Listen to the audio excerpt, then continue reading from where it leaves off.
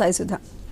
ఇక రక్షణ శాఖ మంత్రి రాజ్నాథ్ సింగ్ పాక్ కు మరో వార్నింగ్ ఇచ్చినట్టుగా కామెంట్ చేశారు. ఎక్కువ మాట్లాడితే సింధు కలిపేసుకుంటామన్న కోణంలో కామెంట్స్ చేశారు. ఇప్పుడు ఇది సౌత్ ఏషియాలో సంచలనంగా మారింది. ఇప్పటికే అంతర్గత కుమ్ములాటలతో నలిగిపోతున్న పాకిస్తాన్ కు చురకలంటించే ప్రయత్నం చేశారు రాజ్నాథ్ సింగ్. భారత్ నుంచి విడిపోయి పాక్ లో ఉన్న సింధు ప్రాంతం మళ్లీ భారత్ లో కలిసేందుకు డోర్స్ ఓపెన్ ఉన్నాయని సంచలన ప్రకటన చేశారు రాజ్నాథ్. అది ఇప్పుడు పాక్ లో కలకలం రేపుతోంది. రాజ్నాథ్ కామెంట్స్ బయటకు వచ్చాయో లేదో పాక్ ప్రధానిలో కలవరం మొదలైంది. రాజ్నాథ్ కామెంట్స్ పై పాక్ ప్రధాని నుంచి మొదలు అక్కడి మంత్రులు, ఉగ్రవాద సంస్థల చీఫ్లు ఒంటి కాలు పేలేస్తున్నారు.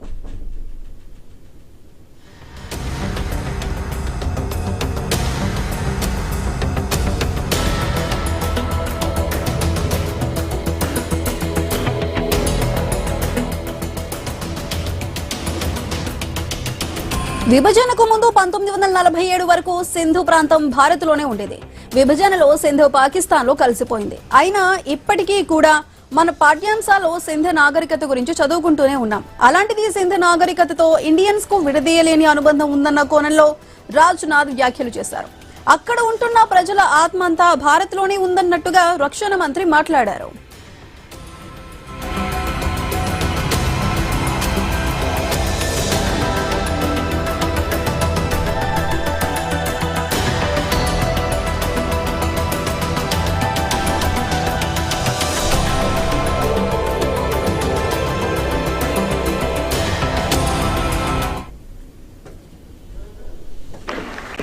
आज सिंध की भूमि, मेरे बहनों भाइयों, यह भारत का हिस्सा भले ही न हो, लेकिन सभ्यतागत रूप से सिंध हमेशा भारत का हिस्सा रहेगा।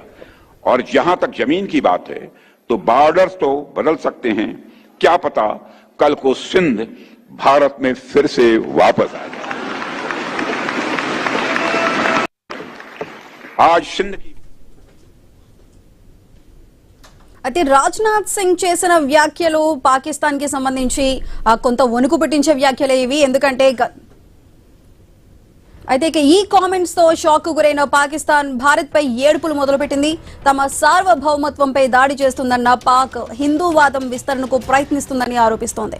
అయితే రాజ్నాథ్ సింగ్ చేసిన కామెంట్స్ లో నిజం లేకపోలేదు. ఎందుకంటే ఎన్నో ఏళ్లుగా సింధు ప్రజలు స్వాతంత్రంగా ఉంటామని పోరాటాలు చేస్తున్నారు. తమని ఎప్పటికైనా ప్రత్యేక దేశంగా గుర్తించాలని కోరుతున్నారు. ఈ ఉద్యమానికి రాజ్నాథ్ సింగ్ వ్యాఖ్యలతో ఊపిరిపోసిందా, లేక నిజంగానే భారత్ లో సింధు ప్రాంతం కలిసిపోతుందా? ఇప్పటికే బలూచిస్తాన్ వేర్పాటువాదంతో పాక్ సతమతమవుతుంది. అలాంటిది ఇప్పుడు సింధు ప్రాంత ప్రజలు కూడా గొంతు పెంచితే పాక్ పాలకులకు చుక్కలేనా? అందుకే వ్యూహాత్మకంగానే రాజ్నాథ్ సింగ్ సింధు ప్రాంతాన్ని ప్రస్తావించారా అన్న చర్చ సాగుతోంది.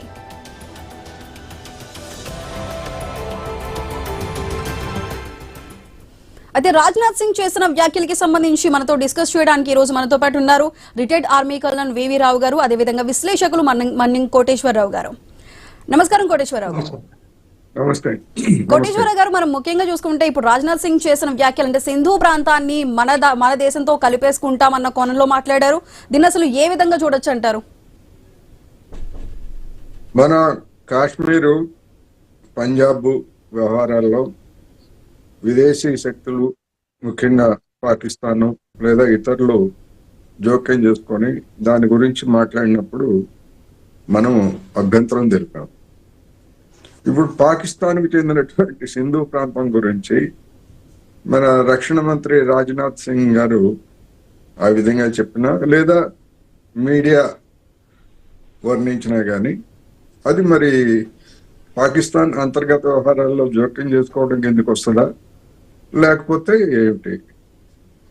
ఏ దేశానికైనా అంతర్జాతీయ సంబంధాల్లో ఇచ్చిపుచ్చుకోవడం అనేది ఉంటుంది. రెండు ఒకే విధంగా చూస్తాయి. కొద్ది రోజుల క్రితం బెలూచిస్తాన్ మొత్తం విడిపోబోతా ఉంది, అది భారతదేశంలో కలుస్తుంది అని చెప్పేసి మీడియా, సోషల్ మీడియాలో ఉన్నటువంటి వాళ్ళందరూ కూడా పెద్ద ఎత్తున ప్రచారం చేశారు. రెండోది మ్యాపులను కూడా మనకి ప్రదర్శించినటువంటిది చూసాం. ఇప్పుడు రాజ్నాథ్ సింగ్ గారు సింధు ఏముంది, మొత్తం పాకిస్తాన్ మన దేశంలో కలిస్తే మనం ఏమన్నా వద్దంటాం?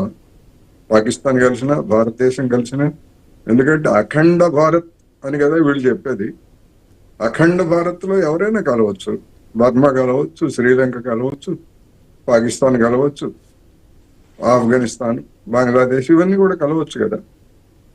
మరి ఎందుకని ఈ విధమైనటువంటి మాటలు మాట్లాడటం ద్వారా రెండు దేశాల మధ్య పరస్పరం రెచ్చగొట్టుకోకూడదు, లేదా అటువంటి వాటికి ఆ దేశంలోనూ లేదా మన దేశంలోనూ ఉన్నటువంటి ఈ నోటి తుత్తర వాళ్ళకి అవకాశం ఇవ్వకూడదు అనేటువంటిది అందరికీ తెలుసు కదా. మరి ఎందుకని అటువైపు నుంచి అదే విధమైనటువంటి రెచ్చగొట్టుడు వ్యవహారం ఉంది. మరి మన వైపు నుంచి కూడా మనం కూడా ఎందుకు ఈ విధంగా మాట్లాడటం అనేటువంటి ప్రశ్న. పోనీ ఏమన్నా మనకి హక్కుగా ఆక్రమిత కాశ్మీర్ అనేటువంటిది మన దేశంలో భూభాగం, మనకు హక్కుగా రావాల్సినటువంటి దాని గురించి ఏమన్నా కాలు మోపారా, ఏమన్నా ఒక్క చర్య ఏమన్నా తీసుకున్నారా అంటే అదేమీ లేదు. అదేమీ లేకపోగా బెలూచిస్తాన్ మనకు వస్తుంది, సింధు ప్రజలు మనతో కలవాలని కోరుకుంటున్నారు. ఇవన్నీ కూడా గ్రామాల్లో చెట్టు కింద కబుర్లు అంటారు. ఇలాంటి చెట్టు కింద కబుర్లు కాసేపు చెప్పుకొని సాయంత్రానికి ఎవరి పని ముసలాళ్ళందరూ కూడా ఎవరి పాటికి వాళ్ళు వెళ్ళిపోతారు. మళ్ళా పొద్దున్నే వచ్చి మళ్ళా ఇట్లాంటి కబుర్లు చెప్పుకుంటారు. ఏం ఉపయోగం వీటి వల్ల అనేది ప్రశ్న. Okay, right. కోటేశ్వర గారు మనతో మాట్లాడడానికి వివి రావు గారు నమస్కారం అండి. నమస్కారం. వివి రావు గారు, మనం చూసుకుంటే గతంలో కూడా రాజ్నాథ్ సింగ్ మాట్లాడినప్పుడు పీఓకేని మనం కలిపేసుకుంటామని చెప్పారు. ఇప్పుడు అదే విధంగా సింధు ప్రావిన్స్ పేరైతే మళ్ళీ ఇప్పుడు తెరపైకి వచ్చింది. ఇది నిజంగానే లేదంటే ఏదైనా రాజకీయ కోణంలో మాట్లాడిన వ్యవహారమా, లేదంటే రెచ్చగొట్టే వ్యవహారమా, లేకపోతే అంతర్గతంగా ఏమైనా వ్యూహాలు నడిపిస్తూ ఏమైనా హింట్ ఇస్తున్నారా? దీన్ని ఏ విధంగా చూడాలండి? దీన్ని ఒక గ్రాండ్ స్ట్రాటజీ కింద ఆలోచించాలండి. ఎందుకంటే 1965లో పాకిస్తాన్ మనం చాలా బలహీన పడిపోయాం, 1962 వార్ ఓడిపోయాం చైనా తోటి అని మన మీద అటాక్ చేసినప్పుడు మూమెంట్స్ సింధులో చూపించారు, గుజరాత్ రాజస్థాన్ బోర్డర్లో చూపించారు. కానీ యాక్చువల్గా అటాక్ చేసింది అఖ్నూర్ దగ్గర చేశారు. దాని పేరే ఆపరేషన్ జిబ్రాల్టర్.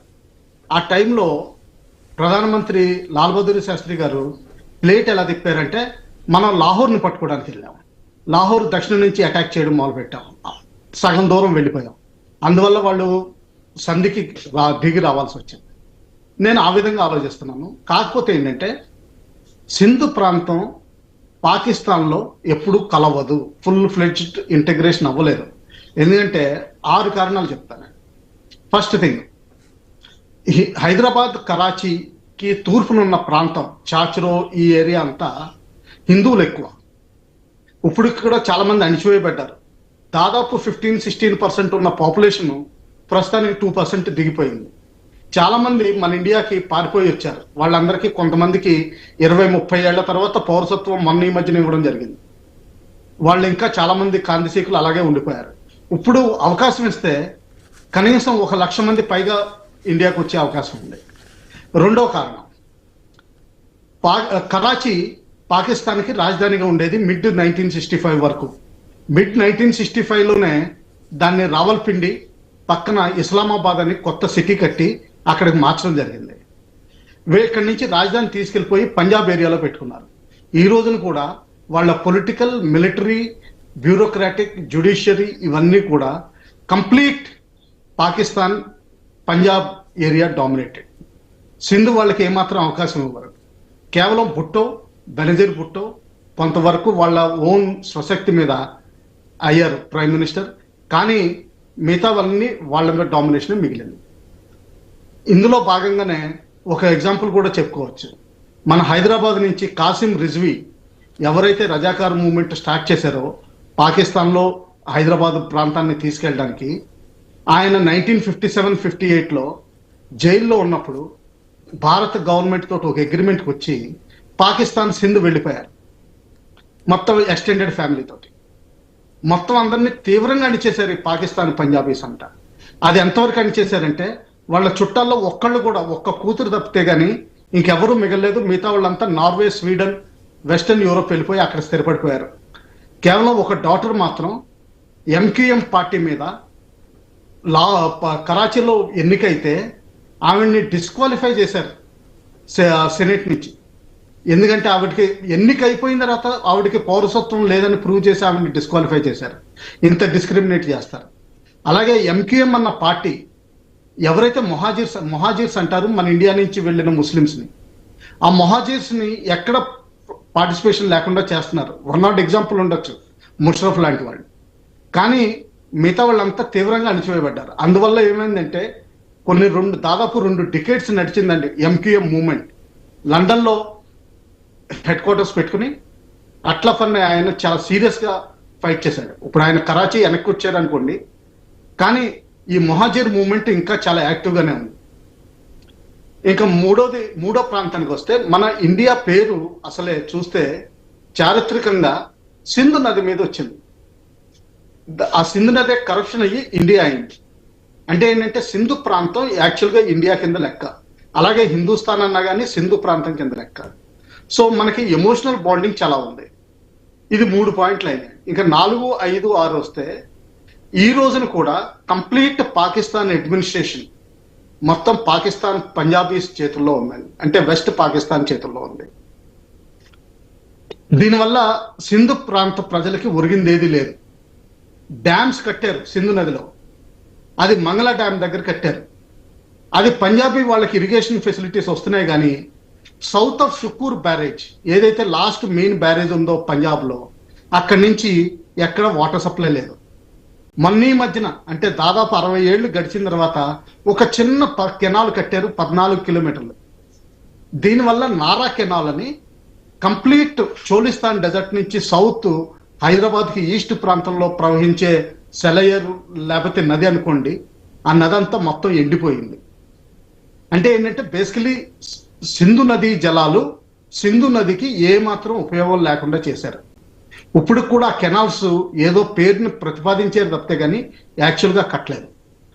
ఇంకా 5వది వస్తే పాకిస్తాన్ ఫౌండర్ కూడా జిన్నా గారు కూడా ఆయన్ని కరాచీలో ఉండగా హౌస్ అరెస్ట్ చేయడం జరిగింది. ఆయన చనిపోయినప్పుడు కూడా దాదాపు హౌస్ అరెస్ట్లోనే ఉండి చనిపోయారు.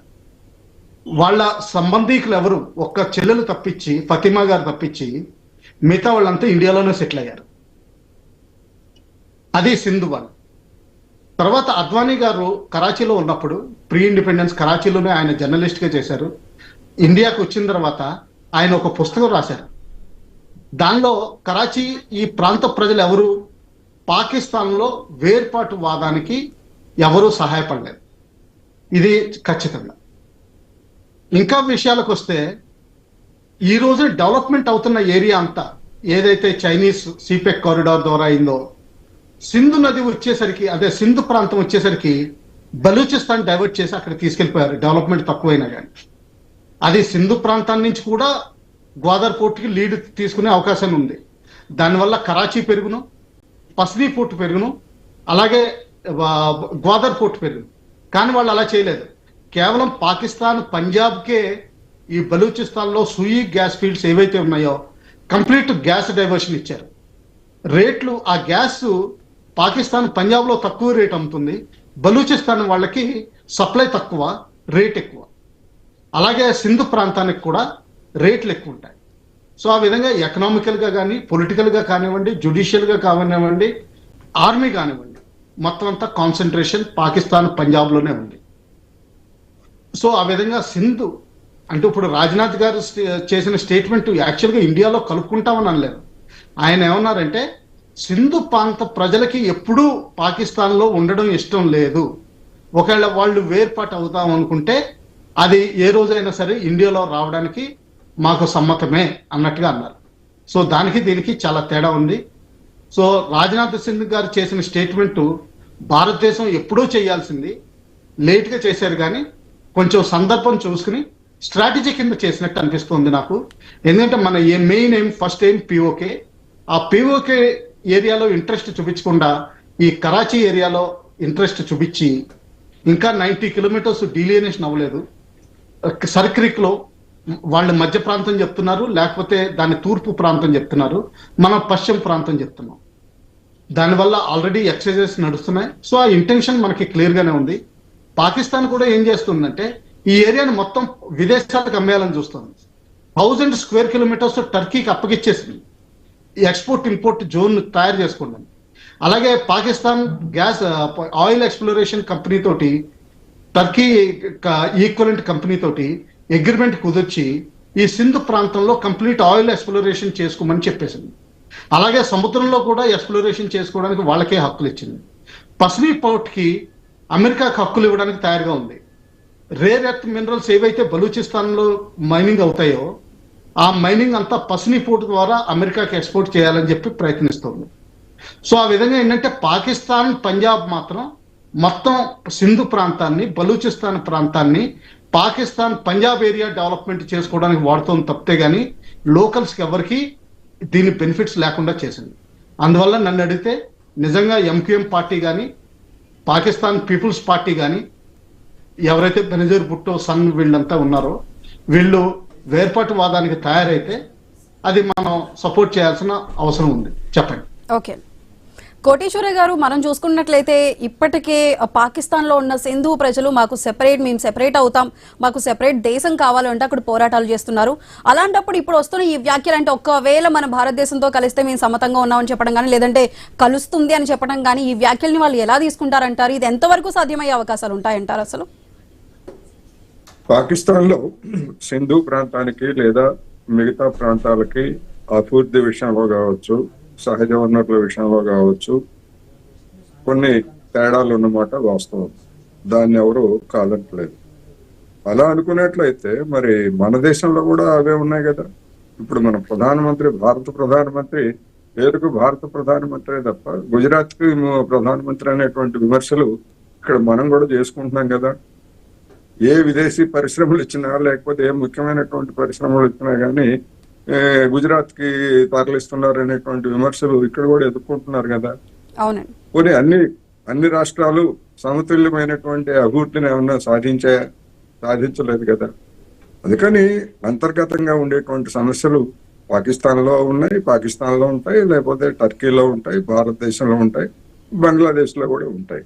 కానీ ఆ సమస్యలను చూపించి వాళ్ళంతా మీరంతా వేర్పాటువాదానికి సిద్ధంగా అండి, మేము మద్దతు ఇస్తాము అని చెప్తే అది ప్రత్యక్షంగా పాకిస్తాన్ అంతర్గత వ్యవహారాల్లో జోక్యం చేసుకోవడమే. ఆ జోక్యం చేసుకున్నప్పుడు దాని ఫలితాలు మనకు కూడా కనిపిస్తాయి. మనకు పంజాబ్ లో కనిపిస్తాయి, కాశ్మీర్ లో కనిపిస్తాయి, లేదా ఇంకో రూపంలో కనిపిస్తాయి అవి. మరి అటువంటి ఒక అనిశ్చితమైనటువంటి పరిస్థితిని మన రాజ్నాథ్ సింగ్ గారు లేదా మన విదేశాంగ వ్యూహకర్తలు కోరుకుంటున్నారా? ఆ విధంగా కోరుకునేట్లయితే భారతదేశం ఇంకా నిరంతరం పాకిస్తాన్ తోటి ఈ విధమైనటువంటి అటు వాళ్ళు రెచ్చగొట్టి ఇటు మనము రెచ్చగొట్టి దేశాన్ని ఏం చేద్దాం అనుకుంటున్నారు వీళ్ళు? సర్వనాశనం చేయడానికి ఇట్లాంటి సలహాలు, ఇట్లాంటి ఆలోచనలు తోడ్పడతాయి తప్ప సమస్యల పరిష్కారానికి ఏమైనా తోడ్పడతాయా? భౌతికంగా పాకిస్తాన్ లో ఉన్నటువంటి ప్రాంతంగా మనకు హక్కుగా రావాల్సిన దాని గురించి మాట్లాడకుండా మిగతా కబుర్లన్నీ చెప్తున్నారు. నేను అందుకే చెప్తున్నా, సొల్లు కబుర్లు అంటున్నాను వీటిని. ఇలాంటి సొల్లు కబుర్లు కాదు కావాల్సింది. ఆక్రమిత కాశ్మీర్ ను మనం స్వాధీనం చేసుకోవడానికి, మనం తీసుకురావడానికి నిర్దిష్టంగా ఏమన్నా చర్య తీసుకున్నారా? గడిచినటువంటి 11 సంవత్సరాల్లో ఎప్పుడో నెహ్రూ ఏదో చేశాడు, లేకపోతే ఇంకెవడి ఏదో చేశారు, ఇటువంటివన్నీ కబుర్లతోటి కాలక్షేపం చేస్తున్నారు తప్ప ఇప్పుడు మళ్ళా సింధు, మొన్నటిదాకేమో బెలూచిస్తాన్, అక్కడ కొన్ని సంఘటనలు దొరికాను, ఇంకేముంది బెలూచిస్తాన్ అంతా విడిపోయింది, మొత్తం అంతా అయిపోయింది, అటుపోయింది, ఇచ్చిపోయింది అని చెప్పేసి కబుర్లు చెప్పారు. కోటేశ్వరరావు గారు, ముఖ్యంగా అంటే ఈ ప్రభుత్వం చేస్తున్న రెచ్చగొట్టే వ్యాఖ్యల వెనక ముఖ్య ఉద్దేశం ఏమంటారు? ఏముంది ఉద్దేశం? ఏముంది? బాధ్యత లేకపోవటమే, బాధ్యతారాహిత్యం. ఒక దేశ అంతర్గత వ్యవహారాల్లో మరొక దేశం జోక్యం చేసుకుంటే అది అటు నుంచి మనకు కూడా అదే స్పందన వస్తుంది కదా. ఇప్పుడు మన దేశంలో ఉన్నటువంటి వాళ్ళు ఉదాహరణకు టిబెట్ ఉన్నది, టిబెట్ చైనాలో అంతర్భాగం. ఐక్యరాజ్య సమితిలో కూడా మనం టిబెట్ అనేటువంటిది చైనా భూభాగంగానే మనం గుర్తించాము అఫీషియల్ గా. కానీ ఆ టిబెట్ లో చైనా ప్రభుత్వం మీద తిరుగుబాటు చేసినటువంటి దలైలామాని తీసుకొచ్చి మనం ఇక్కడ కూర్చోబెట్టి ప్రభుత్వాన్ని ఏర్పాటు చేయించాము. దీన్ని సమర్థించేటువంటి వాళ్ళు ఉంటారు అన్అఫీషియల్ గా. మరి ఇది చైనాను రెచ్చగొట్టడం కదా. అదే ఎవరైనా ఒక చైనాలోనో లేదా మరొక దేశంలో మన కాశ్మీర్ వాళ్ళు లేకపోతే పంజాబ్ వాళ్ళు ప్రవాస ప్రభుత్వం ఏర్పాటు చేసి మేము ప్రవాస ప్రభుత్వం ఏర్పాటు చేశామని అంటే మన వాళ్ళు ఊరుకునేవాళ్ళ? అందుకని ఇటువంటి రెచ్చగొట్టుడు వ్యవహారం అనేటువంటిది ఎవరి తరఫున చేస్తున్నారు, ఎందుకు చేస్తున్నారు ఇటువంటిది? దీనివల్ల ఏమైనా మన దేశం ఏమన్నా ఒక అంగుళం ముందుకు పోతుందా? పోదు. పోనీ మనకేమన్నా పాకిస్తాన్ నుంచి ఒక గజం స్థలం వస్తుందా? సమస్యే లేదు. ఏ దేశం, ప్రపంచంలో ఏ దేశానికి ఇంతవరకు అట్లాంటిది రాలేదు. అటువంటిది మరి ఎందుకని ఇటువంటి కబుర్లు చెప్తున్నారు? ఎందుకని ఇటువంటి కబుర్లు చెప్తున్నారంటే దేశంలో అనేక రంగాలు, నిన్నగాక మొన్న వార్తలు వచ్చాయి, 8 కోర్ ఇండస్ట్రీస్ లో 14 నెలలతో పోలిస్తే వృద్ధి రేటు దిగజారిపోయింది. దిగుమతులు పెరుగుతున్నాయి, ఎగుమతులు సరిగ్గా లేవు.